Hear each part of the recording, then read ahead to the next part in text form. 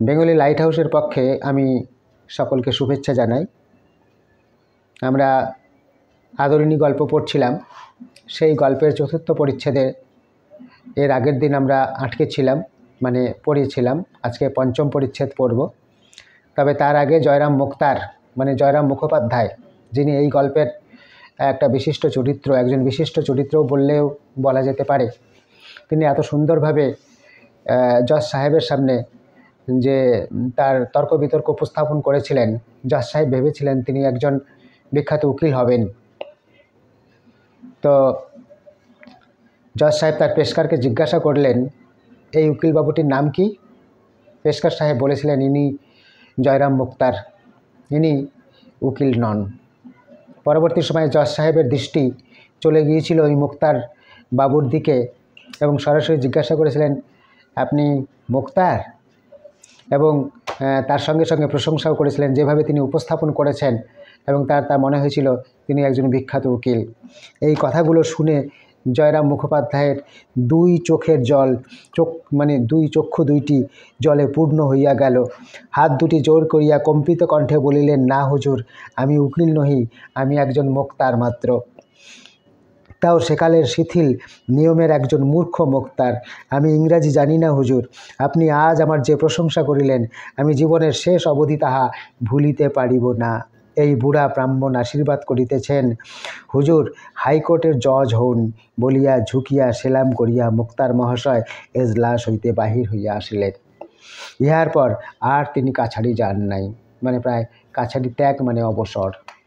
চলে আসো আমাদের আজকের মূল পরিচ্ছেদ, পঞ্চম পরিচ্ছেদ আমরা পড়ব এবং আপনারা শুনে মন্তব্য করবেন এবং শুনবেন আশা করি। ব্যবসায় ছাড়িয়া কায়ক্লেশে মুখোপাধ্যায় সংসার চলিতে লাগিল। ব্যবসায় ছাড়িয়া কায়ক্লেশে মুখোপাধ্যায়ের সংসার চলিতে লাগিল। ব্যয় যে পরিমাণ সংকোচ করিবেন ভাবিয়াছিলেন, তাহা শত চেষ্টাতেও হইয়া ওঠে না। সুদে সংকুলান হয় না। মূলধনে হাত পড়িতে লাগিল। কোম্পানির কাগজের সংখ্যা কমিতে লাগিল। একদিন প্রভাতে মুক্তার মহাশয় বৈঠকখানায় বসিয়া নিজের অবস্থার বিষয়ে চিন্তা করিতেছেন। এমন সময় মাহুত আদরিণীকে লইয়া নদীতে স্নান করাইতে গেল। মাহুত মানে ঘোড়া, মাহুত মানে হচ্ছে হস্তির রক্ষাকর্তা বা যিনি যত্ন করেন, চালনা করেন। অনেক দিন হইতেই লোকে ইহাকে বলিতেছেন, হাতিটি আর কেন, ওকে বিক্রি করে ফেলুন, মাসে 30-40 টাকা বেঁচে যাবে। কিন্তু মুখুজ্জে মহাশয় উত্তর করিয়া থাকেন, তার চেয়ে বলো না, তোমার এই ছেলেপিলে নাতিপুতিদের খাওয়াতে অনেক টাকা ব্যয় হয়ে যাচ্ছে, ওদের একে একে বিক্রি করে ফেলো। এরূপ উক্তির পর আর কথা চলে না। হাতিটিকে দেখিয়া মুখোপাধ্যায়ের মনে হইল, ইহাকে যদি মধ্যে মধ্যে ভাড়া দেওয়া যায়, তাহা হইলে তো কিঞ্চিত অর্থাগম হইতে পারে। তখনই কাগজ কলম লইয়া নিম্নলিখিত বিজ্ঞাপনটি খসড়া করিলেন। হস্তি ভাড়ার বিজ্ঞাপন। বিবাহের শোভাযাত্রা, দূর দূরান্ত গমনাগমন প্রভৃতি কার্যের জন্য নিম্ন স্বাক্ষরকারীর আদরিণীর নাম্নী হস্তিনী ভাড়া দেওয়া হইবে। ভাড়া প্রতি রোজ 3 টাকা মাত্র। হস্তিনীর খোরাকি 1 টাকা এবং মাহুতের খোরাকি একুনে 4 টাকা ধার্য হইয়াছে। যাহার আবশ্যক হইবে নিম্ন ঠিকানায় তত্ত্ব লইবেন। শ্রী জয়রাম মুখোপাধ্যায়, মুক্তার, চৌধুরীপাড়া। এই ছিল মুক্তার বাবুর বিজ্ঞাপন যে তিনি হস্তি ভাড়া দেবেন।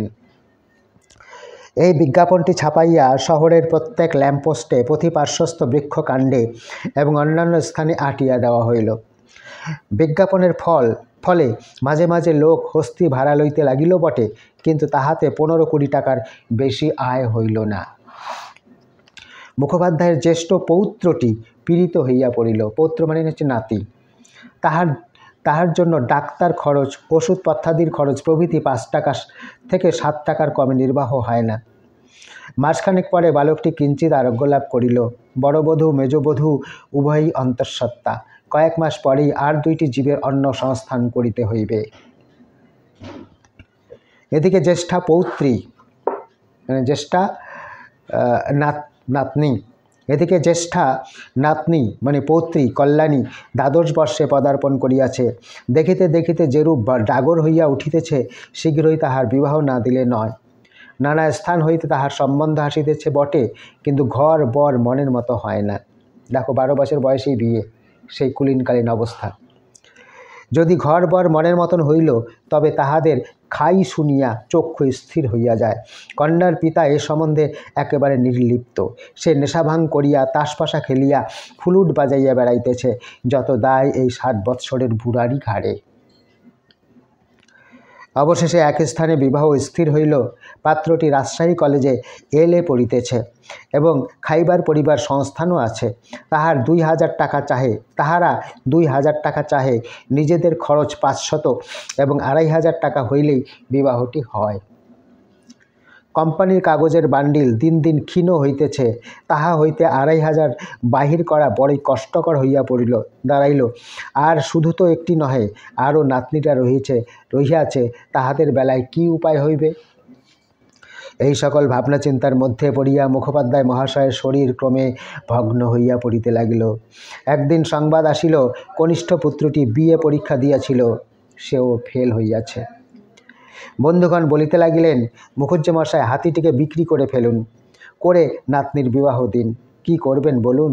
অবস্থা বুঝে তো কাজ করতে হয়। আপনি জ্ঞানী লোক, মায়া পরিত্যাগ করুন। মুখোপাধ্যায় আর কোনো উত্তর দেন না। মাটির পানে চাহিয়া ম্লান মুখে বসিয়া কেবল চিন্তা করেন এবং মাঝে মাঝে দীর্ঘ নিঃশ্বাস ফেলেন। চৈত্র সংক্রান্তিতে বামুনহাটে একটি মেলা হয়। সেখানে বিস্তর গরু, বাছুর, ঘোড়া, হাতি, উট বিক্রয়ার্থ আসে। বন্ধুগণ বলিলেন, হাতিটিকে মেলায় পাঠিয়ে দিন, বিক্রি হয়ে যাবে। এখন 2000 কিনেছিলেন, এখন হাতি বড় হয়েছে, 3000 টাকা অনায়াসে পেতে পারেন।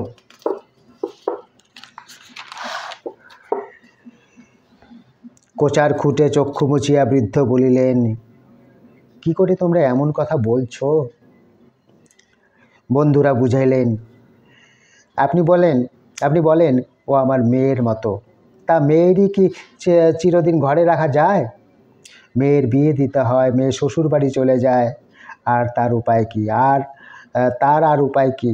তবে পোষা জানোয়ার অনেক দিন ধরে রয়েছে, মায়া পড়ে গেছে। একটু দেখে শুনে কোনো ভালো লোকের হাতে বিক্রি করলেই হয়, যে বেশ আদর যত্নে রাখবে, কোনো কষ্ট দেবে না, এমন লোককে বিক্রি করবেন। ভাবিয়া চিন্তিয়া জয়রাম বলিলেন, তোমরা সবাই যখন বলছো, তখন তাই হোক। দাও, মেলায় পাঠিয়ে দাও। একজন ভালো খদ্দের ঠিক করো, তাতে দাম যদি 200-500 টাকা কমও হয়, সেও স্বীকার। মেলাটি চৈত্র সংক্রান্তির প্রায় 15 দিন পূর্বে আরম্ভ হয়, তবে শেষের 4-5 দিনই জমজমাট বেশি। সংক্রান্তির 1 সপ্তাহ পূর্বে যাত্রা স্থির হইয়াছে। মাহুত তো যাবেই, মুখোপাধ্যায় মহাশয়ের মধ্যম পুত্রটিও সঙ্গে যাইবে। যাত্রার দিন অতি প্রত্যুষে মুখোপাধ্যায় গাত্রোত্থান করিলেন। যাইবার পূর্বে হস্তি ভোজন করিতেছে। বাটির মেয়েরা, বালক বালিকাগণ সজল নেত্রে বাগানে হস্তির কাছে দাঁড়াইয়া। খড়ম পায়ে দিয়া মুখোপাধ্যায় মহাশয়ও সেখানে গিয়া দাঁড়াইলেন। পূর্বদিন 2 টাকা রসগোল্লা আনাইয়া রাখিয়াছিলেন। ভৃত্য সেই হাড়ি হাতে করিয়া আসিয়া দাঁড়াইল। ডালপালা প্রভৃতি মামুলি খাদ্য শেষ হইলে মুখোপাধ্যায় মহাশয় স্বহস্তে মুঠা মুঠা করিয়া সেই রসগোল্লা হস্তিনীকে খাওয়াইলেন। শেষে তাহার গলার নিম্নে হাত বুলাইতে বুলাইতে ভগ্ন কণ্ঠে বলিলেন, আদর, যাও মা, বামুনহাটের মেলা দেখে এসো। প্রাণ ধরিয়া বিদায়বাণী উচ্চারণ করিতে পারিলেন না। উদ্বেল দুঃখে এই ছলনাটুকুর আশ্রয় লইলেন।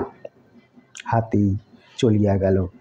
মুখোপাধ্যায় মহাশয় শূন্য মনে বৈঠকখানার ফরাস বিছানার উপর গিয়া লুটাইয়া পড়িলেন। অনেক বেলা হইলে অনেক সাধ্য সাধন করিয়া বধূরা তাহাকে স্নান করাইলেন।